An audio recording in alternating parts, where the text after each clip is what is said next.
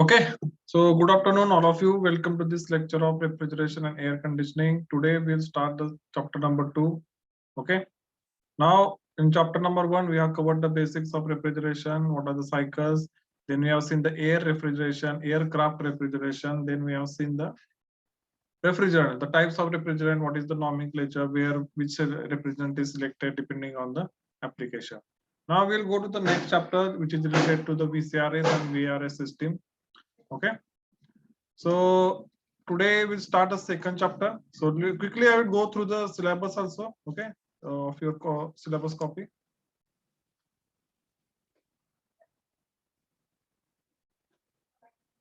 So syllabus copy.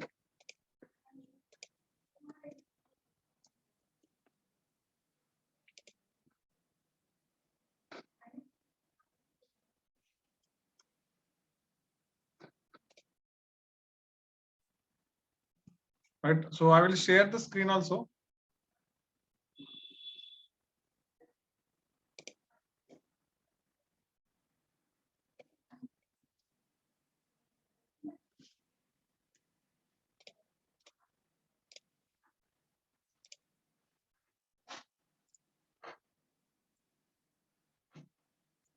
Okay, so I hope all are able to see my screen. So this was the first chapter related to basic refrigeration cycles and refrigerants. Now we are at the second chapter, that is vapor refrigeration system. So vapor compression refrigeration system, VCR, and second is VARS system. Okay, these are the very two oldest and very popular system. In fact, I can say that 99% of the systems in the industries, they work on these two systems. Okay. First is VCRS system. Generally, most of the applications work on the VCRS system. VRS system is somewhat energy saving and sustainable and green approaches there in VRS system. So it is also used where we want to save the energy or we want to attain the green certifications, right? So there are green building certifications are there where how much energy you have saved in your building, that is being counted. So refrigeration is one part of it. Then if you have done the rainwater harvesting, that is another thing. Then if you have done the sewage water treatment, so that is another thing. There is whole separate thing is there, green building certification. There are some institutions in India like IGBC is there, Indian Green Building Association Corporation. So in that case, they do this kind of certification, right? International level, there is a lead certification is there, LEED. So where they give marking for this green buildings. Okay, so that is that's why this is famous VRS systems. So we study these two systems, we see their basic, then we solve their numericals also, right? So there is a numerical treatment for VCRS, and then there is descriptive treatment only for the VARS system. Okay.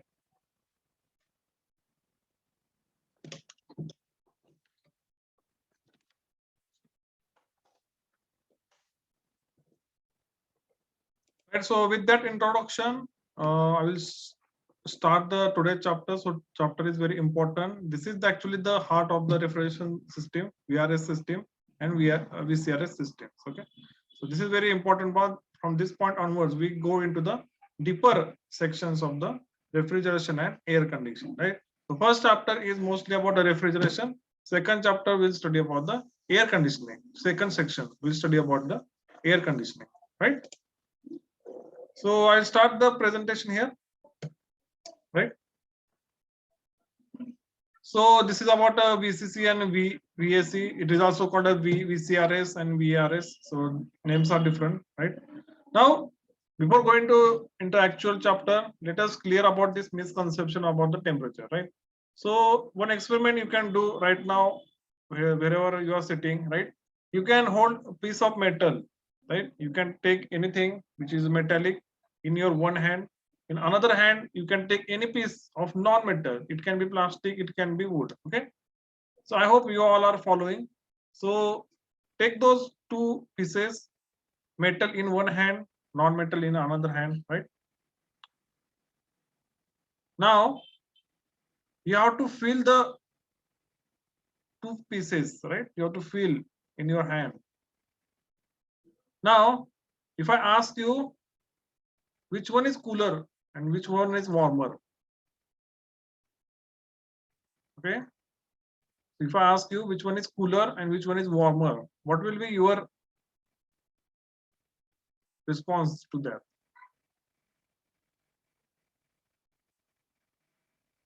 Okay, so I hope you are following what I'm saying. Hold one piece of metal in your one hand, hold one piece of wood, plastic, non-metal, anything in your another hand. You have to feel that those, right? Then I'm asking you which one is cooler and which one is warmer. Okay, so you can type that in the chat box also. Metal cool, okay. Others? Other responses? Darshan, metal will be cooler. No, not. I'm not giving you any exercise. Sorry, not giving you any assignment, practical journal. Not. You have to do it now. Like you are attending a lecture, you have to do it now. Okay, so you can touch any metal by one hand. You can touch any non-metal by other hand. You have to feel it, right? You have to just feel it. That which one is warmer and which one is cooler. Right, metal is cool. Okay, right. Okay. Now, with this, we'll go to the next question.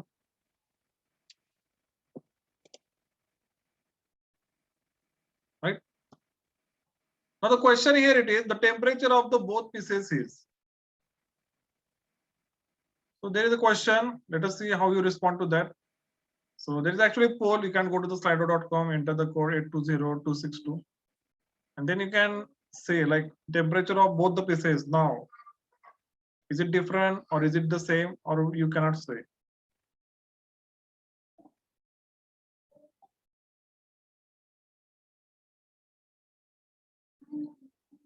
So let us see how you respond to that.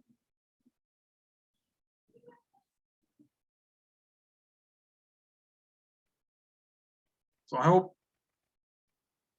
you understood the question. So I have given you one exercise. In that case, this question is related to that. The temperature of both the pieces. Both the pieces means metal versus non-metal. If you touch it, will it be the same or it will be different? Okay, one response is there. It is different. Okay, others?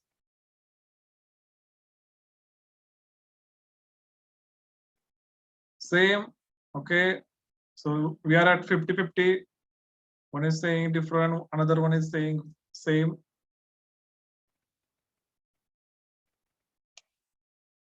Okay, then again same. Okay, right, same. Yeah. Okay, right.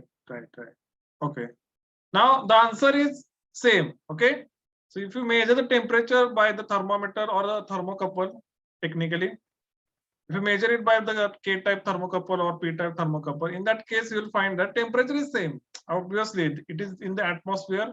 Whatever is the temperature of atmosphere, that will be temperature of metal, that will be temperature of wood. Now, why you feel cooler or why you feel another is warmer? So there is the question. Okay. Now, you can guess. Okay, I'll give you some time to guess. So guess why you feel some one piece is warmer, another piece is colder.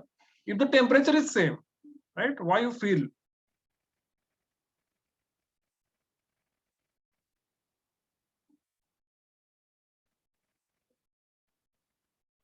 Okay.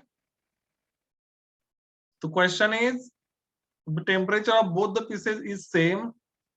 Why you feel the metal is cooler and non-metal is warmer? So you can type in the chat box.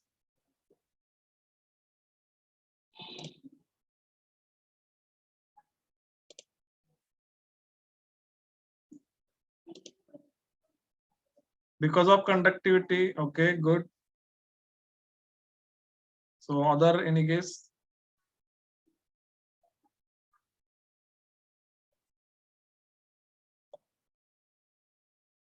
Right.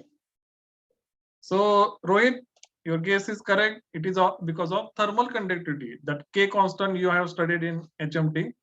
Because of thermal conductivity, it is different.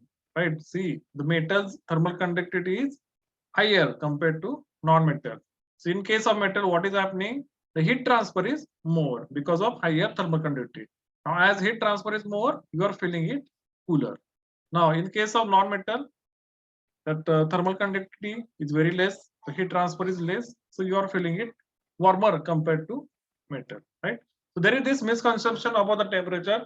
This has to be clear at this point because we are studying refrigeration, right? So this will be very beneficial, or this will be very important step to learn this misconception about the temperature, and then we can move forward, right? Now there is another misconception I will tell you about the heat transfer, right? Now you have studied the Carnot cycle, you have studied those figures, source, then there was heat engine, then there was sink. So heat engine takes the heat from source, it uses some part of it to do the work, and it releases some part of it as a waste to the sink, right? It takes the heat from source, does work, some part of it lost to the sink, right? Now there is no such thing called loss of heat. Okay, so there is again misconception about heat loss. There is no such thing like loss of heat or heat is lost, right? It is only relative phenomena. You were unable to make use of that energy, that's why you are calling it heat loss, right? If you can make use of that heat lost, then it won't be longer called as heat loss. Then again you can utilize that heat, and by that time if you utilize maximum amount of heat for useful work, you may attain efficiency about 99%, right? Generally Carnot cycle gives you, or any maximum efficiency you get in heat engine is 40 to 50%, because 50% heat is being lost, you cannot recover it. But if you invent some machineries in which you can recover that heat loss, then the efficiency increases. So very common example is there, turbo engines. So you might have studied in IC engines, turbo engines, right? In turbo engines, we make the use of heat loss in the exhaust gases and then utilize for the further operations. Then we have some waste heat recovery methods in steam power plants. In that also waste heat is recovered, it is utilized. In that case, total efficiency of the plant increases. Okay. So loss of heat is an relative phenomena. If you can make recovery of waste heat, then it is a good thing. Okay.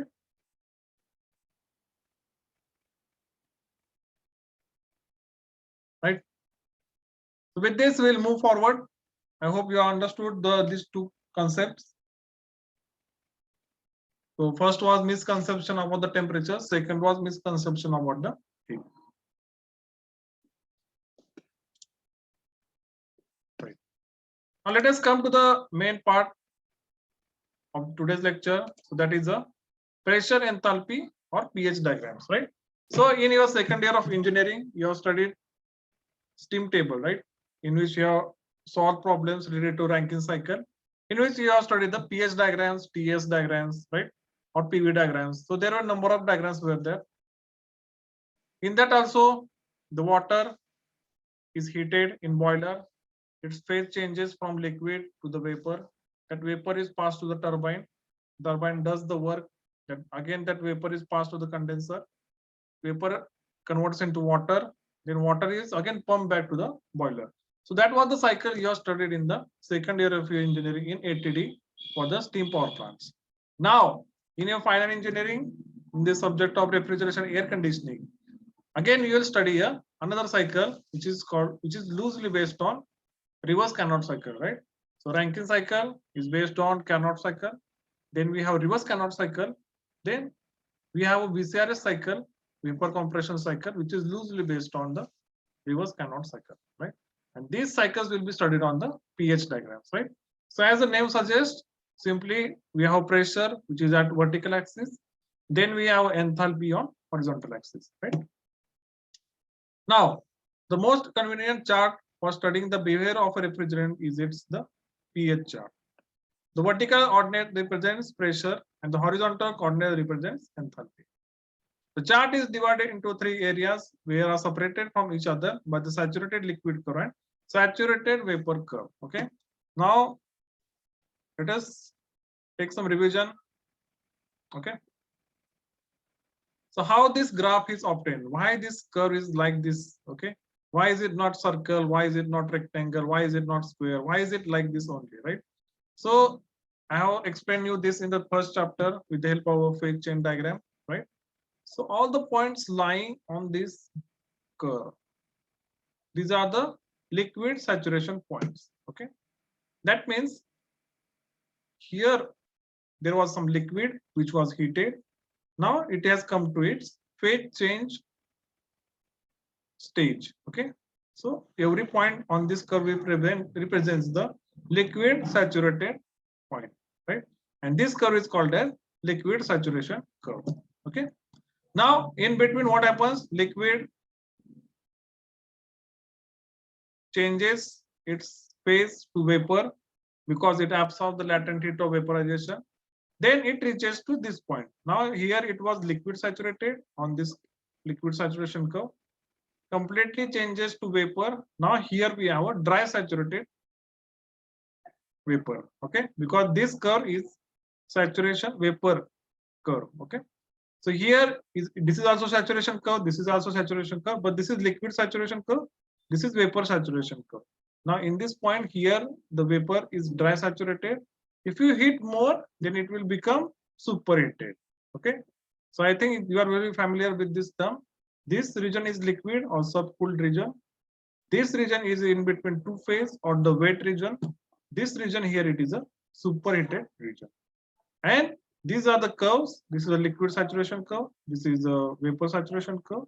And the summit point where these two curves meet here, this point is critical point, right?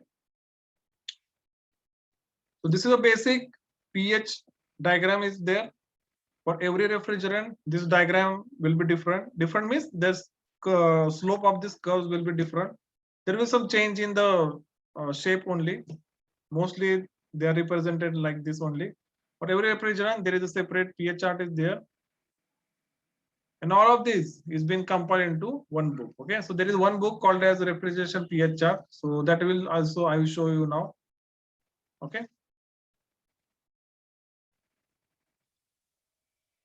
So let us see. Right. I hope you all are able to see my screen again. So this is a book. I will also show you the book also. So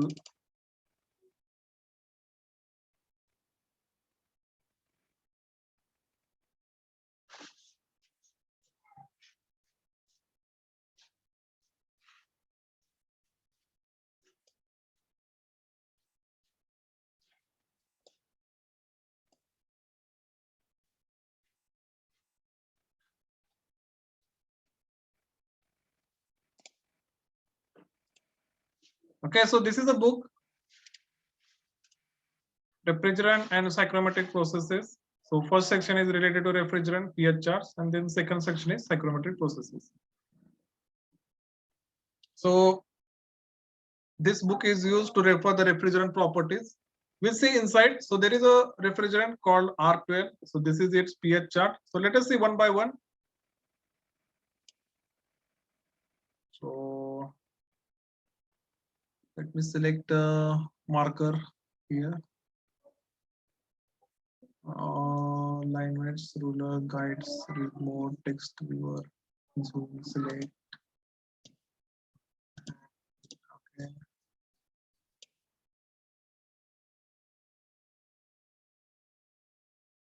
And,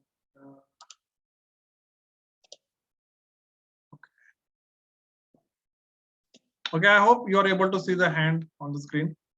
Now this is a pH chart for the R12. So R12 is a refrigerant. So this is its pH chart. Again, on vertical axis, we have pressure. On horizontal axis, there is enthalpy. Now vertical axis pressure is in bar, enthalpy is kilojoule per kg. Okay.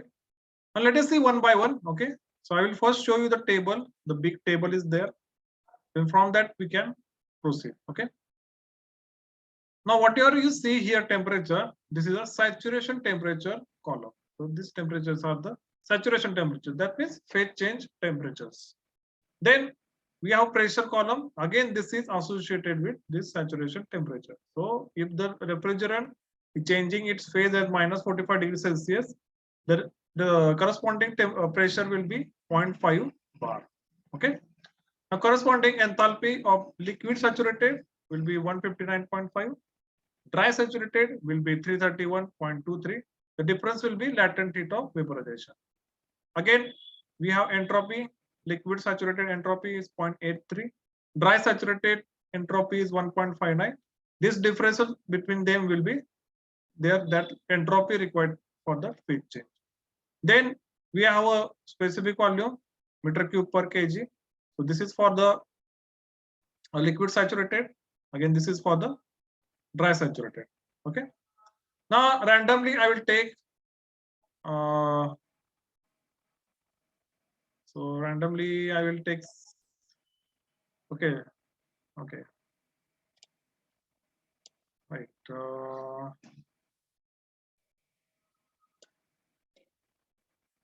So I will take this property. Okay. So I hope you are able to see it. So I have taken minus 12 degrees Celsius temperature, 2 bar, like approximately 2 bar pressure, and these are its properties. Now let us see this on graph also. So we have 2 bar pressure, right? Now I will go to this pH chart. I will look for the 2 bar. So here it is the 2 bar. Okay. Now if I go in horizontal direction, right? So horizontal direction, this will be this curve here. Now let us see here. This is a minus 20 degrees Celsius point. This is minus 10 degrees Celsius point. Now where the 2 bar meets, the 2 bar meets here. Okay. So again, I will draw a line.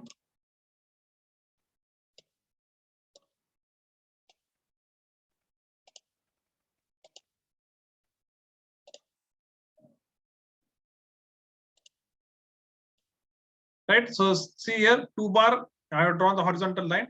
It meets here, right? So this is minus 10 means this will be somewhat minus 11 or minus 12, right? So in graph or in table, you can see for the 2 bar corresponding saturation temperature is minus 12, right? So both can be validated. See here for 2 bar, my saturation temperature is minus 12. Same I can show in the graph also for the 2 bar saturation temperature, here it is minus 12, like between minus 20 to minus 10. Now if you want to know the enthalpy, in that case, liquid saturation enthalpy, again you have to come into the horizontal direction. So this will be the point between 180 to 200, let us say 190 kilojoule per kg will be the enthalpy. Same I can validate from the table also. So see here, liquid saturation enthalpy is 189 kilojoule per kg, approximately nearer to the 190, right? So this is a table. Either you can refer the table or you can refer the pH chart also, right? Now let us see some other. There are some other lines are also there. We'll see one by one. I hope you are following me up to this point. Any questions, if you are having, please ask.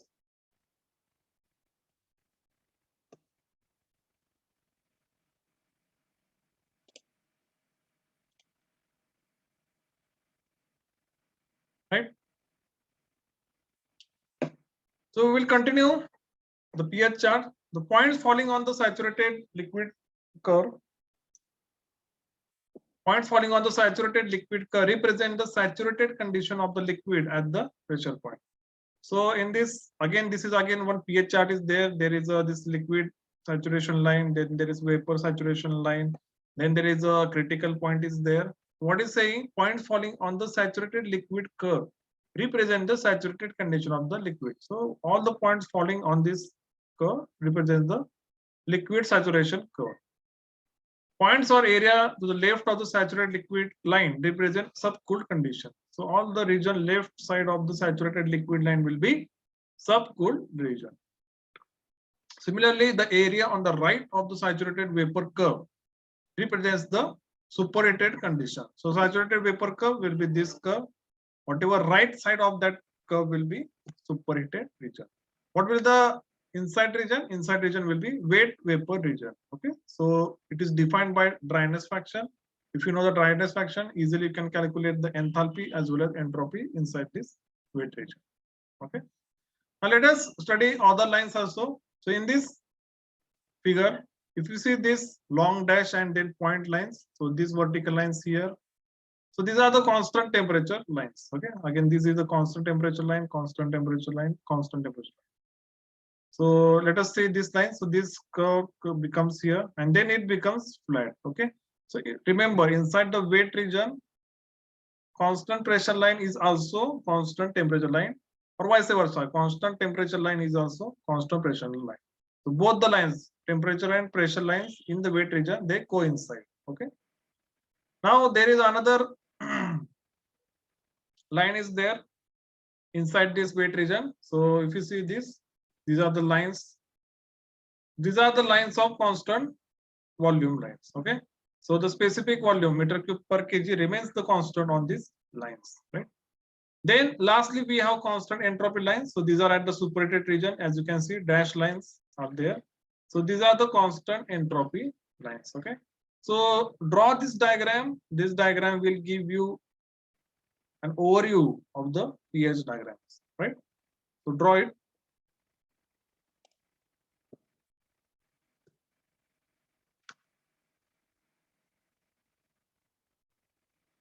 Again, it is very important to study pH diagrams because we are going to solve the numericals.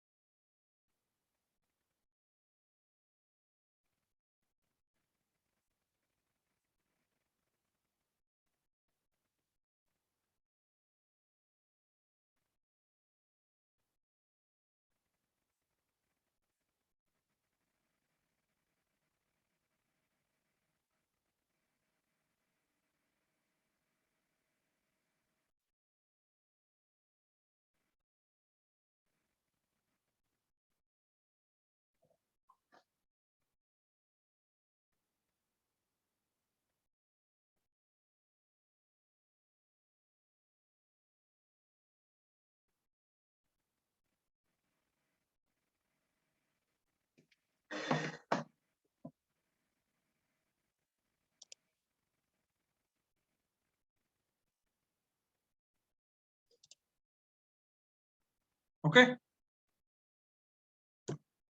So I hope you completed the diagram for this. So completed, right? So this is about the pH diagram. I hope you understood the concept of pH diagrams. Once again, I will show you. Right. So this was for the R12. So this is its pH chart. So this curve here it is saturated liquid curve. Then we have saturated vapor curve. Then we have subcooled region, wet region, and superheated region. Right. Then again, I will show you for the ammonia also. So ammonia is again very famous and generally used refrigerant. Again, this is the table for the properties of the refrigerant. Then we have its pH chart also. So this is the pH chart for the ammonia, right? Now previously for R12 at 2 bar saturation temperature was -12. In this case, saturation temperature is, we can say, -18°C. Okay. So from refrigerant to refrigerant, pH chart changes, the property changes. So we have to make use of this property to solve the numericals. Why I'm telling all of this? Because when you work in the industry, actually you have to do these calculations, right? So the condenser pressure will be given to you, evaporator pressure will be given to you. Customer will tell you that, sir, I need minus 10 degrees Celsius requirement is there. Then you have to design how you can, then you have to think how to design this system, right? You have to make use of pH chart, you have to make use of the standard requirements or the standard calculation, heat load calculations you have to do. Then all these calculations you have to make for a plant, right? So one customer may approach to you, sir, I have cold storage which has to be maintained at minus 10 degrees Celsius. Or he will say, sir, I have big cold storage. In one room, I need minus 10. In one room, I need 4 degrees Celsius. In one room, I need 0 degrees Celsius. So there will customer requirements will be there, right? Accordingly, then you have to decide how much load is acting on the building, how to remove this heat load from the building, how to design this system. In that case, if you select a refrigerant, right, then you have to prove, or you have to take 3 refrigerants, then you have to prove which one is better. In that case, you have to make use of this pH chart once again. Okay. So a lot of calculations are there in this field. Refrigeration field is ever growing field, right? So if you think future century or 2 centuries, so use of refrigeration will increase, right? Use of pharmaceutical industries will increase, or number of pharmaceutical industries will increase. In that case, refrigeration is required. So number of cold storages will increase. In that again, refrigeration is required. Number of reefer vans, reefer ships, aircrafts which carry the goods. In that case, also refrigeration is required. So refrigeration has no date. So it has no expiry, like automobile now facing the extinction because of electric vehicles. But in electric vehicle also, again, you will need refrigeration and air conditioning. So this field is evergreen field. Can make good career into that, right? So let us go back to the presentation. Okay. Now this is another pH chart equipped with the VCRS system. So what is the VCRS system? We are not seeing it, but still I will give you some light idea about it. So this is a VCRS system. It has a evaporator, it has a compressor, then it has a condenser, then there is a throttling valve. Okay. Now again there is a saturated liquid curve is there, saturated vapor curve is there. Now customer requirement is 40 degree Fahrenheit. Customer is saying, so I need 40 degree Fahrenheit temperature.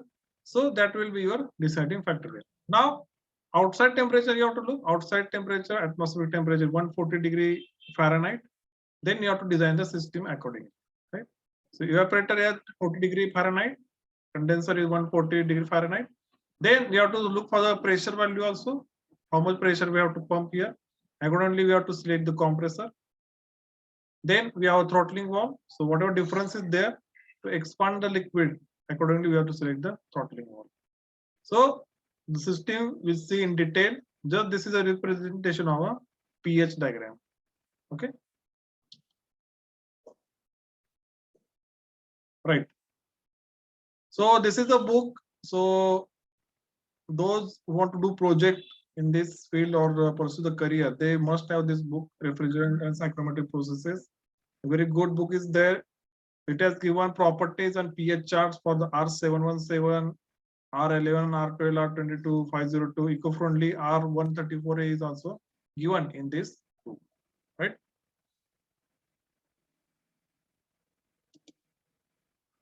So there are processes I will show you on the pH chart.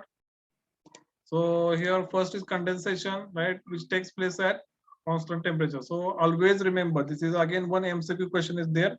Condensation is only a phase change process. It does not require to be reduction in temperature. आपण कधी-कधी असं wrongly interpret केलं जातं की condenser मध्ये liquid थंड होतं, right? But mostly it is a condensation process. Condensation means vapor is converted into liquid by condensation. Then evaporation, again this is a phase change process where liquid is evaporated or converted into vapor. Okay, so these two are the phase change processes, always remember. Then we have subcooling that we have seen. Then there is superheating, latent heat of evaporation, which is added to convert saturated liquid into saturated vapor. Then we have superheated temperature curve, constant volume curves we have seen. Then we have seen constant entropy curves also. Okay. So another this diagram is there for R12, which is taken from the book. So again, this is a pressure which is in PSA. So PS means PIS means pounds per square inch. This is A means absolute. Okay. Then we have enthalpy in BTU per pounds. So this is again British units are there.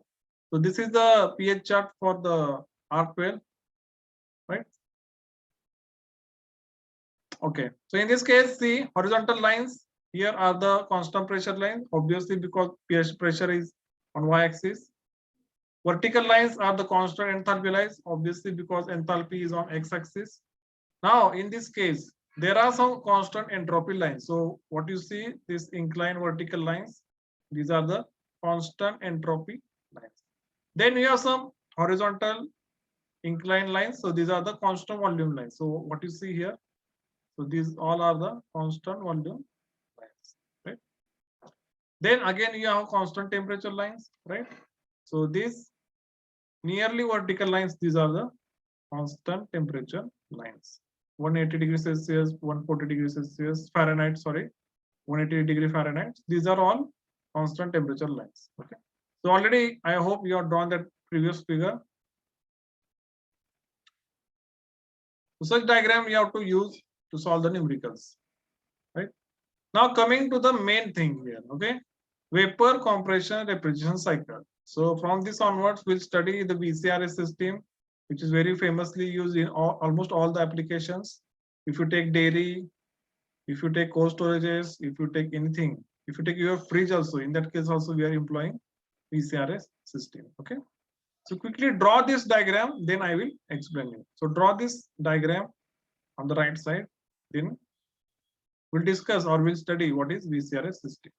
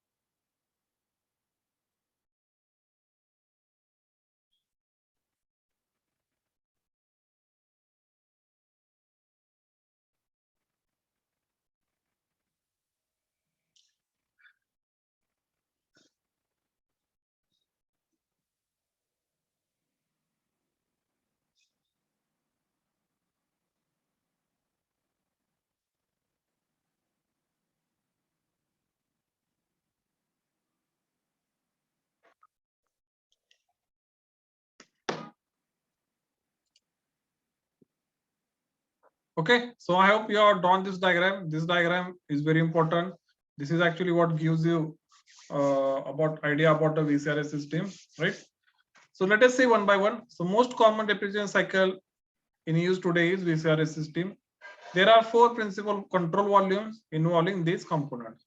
So first you should know what is the control volume. Okay, so you have studied in ATD. There are three systems: closed system, open system, and isolated system. So in open system, there is a concept called control volume. So the boundaries are fixed, fluid is coming in and it is going out. So that as volume is fixed, the boundaries and the volume is fixed, we are calling it as a control volume, right? So four principal control volumes involved in these components. So evaporator is one part, compressor is second, condenser is third, expansion valve is fourth. These are the four important components. But apart from this, there are other components are also there. So there is again metering devices there. Then there are some flash removal devices are also there. So various things are there. Then there is a sensors are installed. There is a data acquisition system is there. Nowadays, IoT is also involved into these systems. So these are the secondary or auxiliary systems are there, but main components are these four. So all energy transfer by work and heat are taken as positive in the direction of the arrows on the schematic, and the energy balances are written accordingly. So let us see one by one. Let us start with 1. Okay. Now 1 is a point which is the exit of the evaporator. So just that liquid has come out of the evaporator. It has taken the heat from the room or the fridge or whatever the application is there. From that it has taken the heat. Here the condition is saturated or superheated vapor. So it may be a superheated vapor, right? It may be a saturated vapor, right? It goes to the compressor. In compressor, it has been compressed to the condenser pressure. So remember, there are two pressures always in the refrigeration system. First is evaporator pressure, second is condenser pressure. Okay, so any VCR system operates between these two cycles. And the function or the objective of the compressor is to compress the vapor from evaporator pressure to the condenser pressure. So it compresses to the condenser pressure, it is passed to the condenser. Again, inside the condenser, what will happen? Only phase change take place. So theoretically, in condenser, only phase change take place. Then it is transferred to liquid. Phase change take place when liquid will come out at point 3. It will transfer its heat to the surrounding. Okay. Now at point 3, we have a liquid which is at high pressure. Then this liquid is again expanded to the evaporator pressure.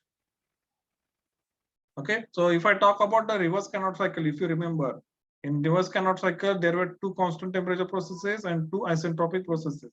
Here in VCRAs, we have 2 constant temperature processes, obviously.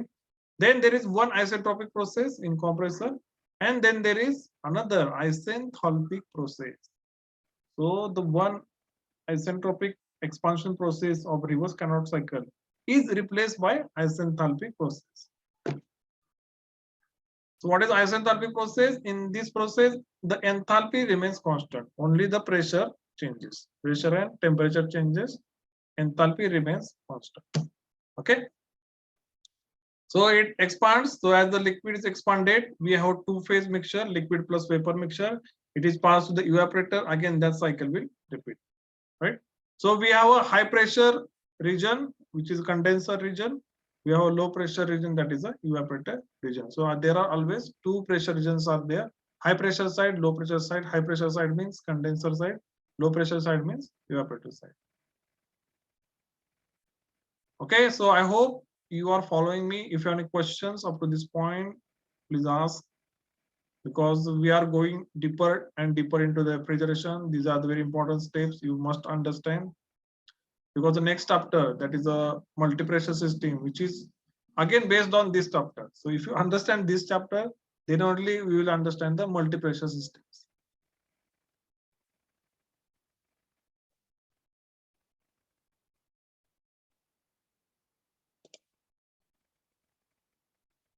Now let us see the processes here. Once again, process 4 to 1 is a, so 4 to 1 means evaporator process. Okay.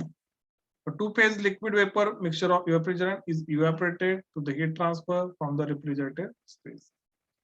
So here it is been transferred to the vapor. 1 to 2 is a vapor refrigerant is compressed to a relatively high temperature and pressure requiring work input.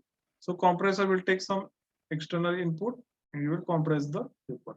Now again, remember, this is again very practical thing is there. If you are acting as a refrigeration engineer, you should know that compressor only works on vapors. It may be dry saturated, it may be superheated vapor, but it needs only vapor or gas. It cannot operate on 2-phase system. It cannot operate on, forget about liquid. It cannot operate on liquid plus vapor also. Otherwise, compressor explodes. Okay. So many refrigeration systems face because of this only.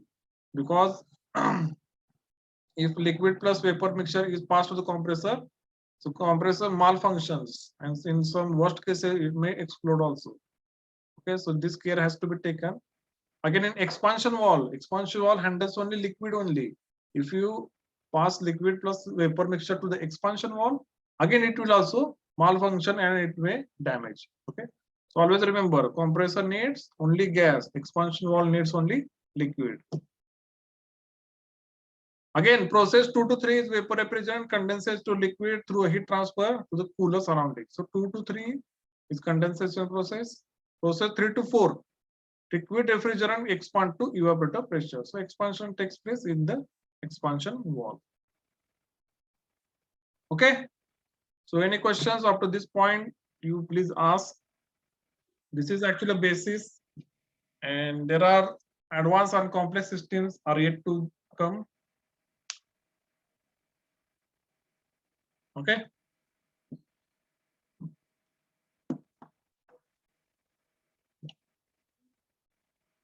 So those who want to write down, they can write down this also. This is very important here.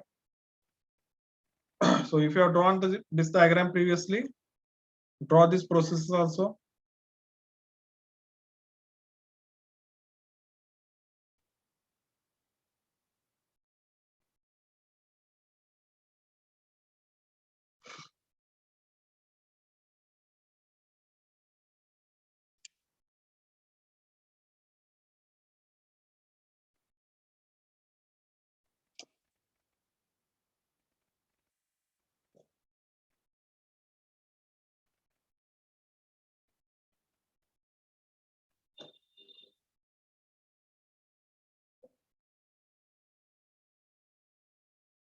Okay.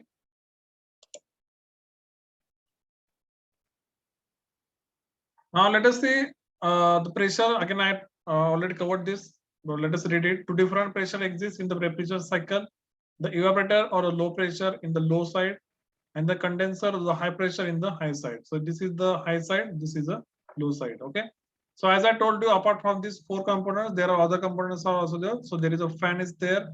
Then there is a filter dryer is there. Then this metering device is there. Okay. The pressure areas are divided by the other 2 components. On the one end, there is a metering device which is connected to the high side and which controls the refrigerant flow. On the other end is the compressor. Okay, so how much refrigerant we have to pass into the system, how much cooling effect is required, the flow of the refrigerant that has been decided by the metering system. Okay. Okay, Aarti Lade. Any doubt is there? Right. Now this is again one animation for the VCRS system. So again, there is a evaporator is there. So it passes the vapor to the compressor, then again it is passes to the condenser, then again it passes to the expansion valve, and that cycle will repeat. Okay. So one more is there. So this is very common example we are seeing in the day-to-day basis of fridge. So if you can, after this lecture, you can go and open your fridge. So where is the evaporator in the fridge, right? So if you open the fridge, inside the fridge, you will see there are some grooves are there in the inner walls of the fridge. So that inner grooves will be evaporator, right? So that will take the heat from the whatever you put inside the refrigerator. It may be foods, fruits, or anything we put inside the refrigerator. Heat from them, it is taken by the evaporator. Then it is passed to the compressor. There is a compressor at the rear section. Then it is passed to the condenser. So these are the condenser coils. If you take single door refrigerator, these coils are visible because they're at the back end. If you take a double door, so there are big fridge are there nowadays. In that case, this condenser is enclosed inside this fridge. Okay. But if you take single door, obviously this will be outside. You can easily watch it. So these are the condenser. From condenser, it will go to the expansion device. Then again, it will go to the evaporators. So after this lecture, quickly you can check where are the evaporator coils and where are the condenser coils. Okay. Another example here it is for the dairy plant. So there is this dairy plant, chiller plant is there. So this is a chiller we are talking about. Inside the chiller, there is the evaporation coils are there. Again, the cycle is repeat. From evaporation, it will go to the compressor. From compressor, it will go to the condenser. Then it will go to the receiver. Again, one more accessory is there. Then it will go to the expansion valve. Then from expansion valve, it will go to the evaporator. Throttling valve, expansion valve, one and the same. So this is an example for the dairy chiller plant. Again, those who are interested or coming to the college, we can arrange one industry visit. So we have one new dairy near to the college in Mundewadi. So there also we can go and we can check the refrigeration system.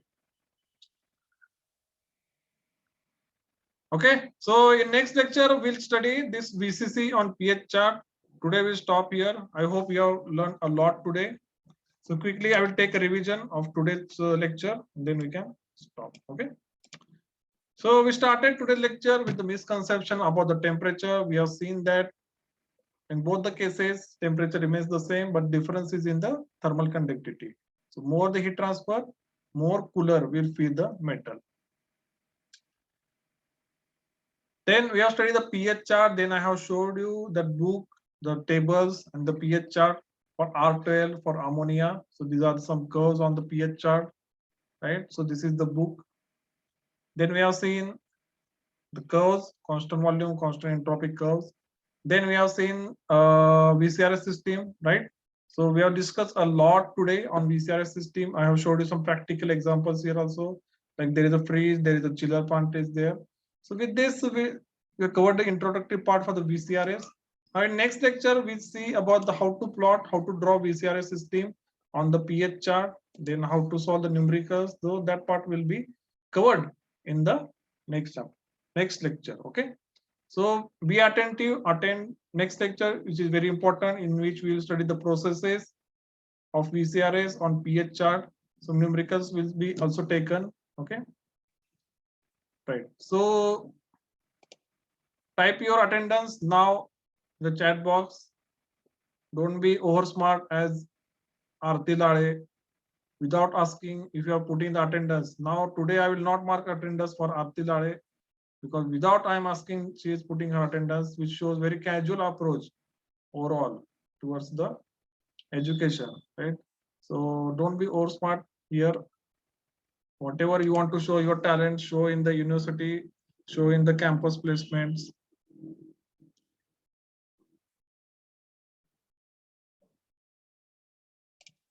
Right, so quickly type your attendance so that we can stop. In next lecture we study the processes involving in the VCRS system, then we'll solve the numericals, right?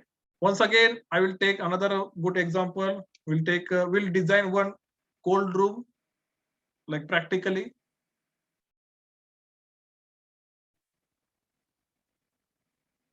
Okay.